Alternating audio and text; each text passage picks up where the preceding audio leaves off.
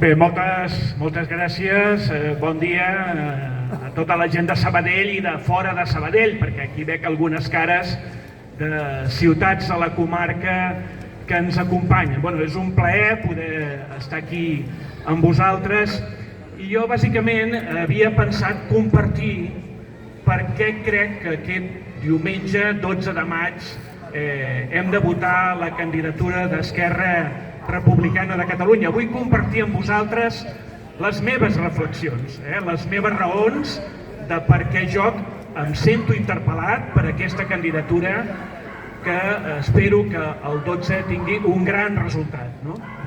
Mireu, jo, abans ho deia la companya, vinc d'una tradició política que no és la tradició política de l'independentisme. És la tradició política dels comunistes a Catalunya, de l'esquerra alternativa, de gent com en Ferrés, l'alcalde de Sabadell, que venia del sud i que als anys 80, liderant un grup de gent, va transformar aquesta ciutat ja fa bastant de temps, però que encara és un exemple viu per moltes persones que viuen en aquesta ciutat. Doncs bé, jo crec que la candidatura d'Esquerra Republicana realment val la pena per dues raons. Són les meves dues raons. Potser algú més de vosaltres se sent interpel·lat per aquestes raons, però són les meves.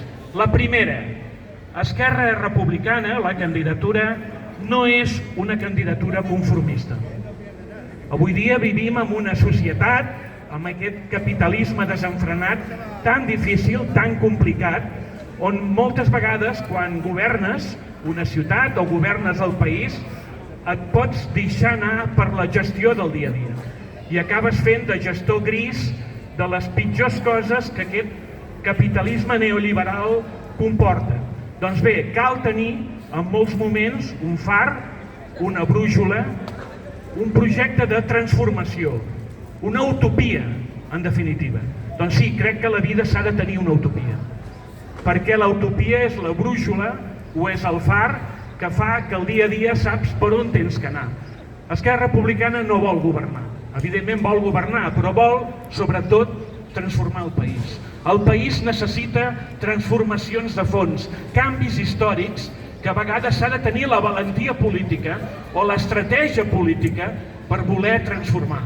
I Esquerra Republicana és un projecte transformador. Per això la gent que ve de la tradició comunista o de la tradició revolucionària no tenim cap problema en treballar amb els companys i amb les companyes d'Esquerra Republicana, igual que el PSUC el 1936, quan va tenir que derrotar el feixisme, la gent del PSUC anava a les llistes d'Esquerra Republicana de Catalunya. Avui torna a passar. El feixisme és un perill, necessitem transformacions i nosaltres també estem aquí per empenyar aquestes transformacions. I per tant, Esquerra Republicana val la pena perquè és un projecte d'utopia i de transformació.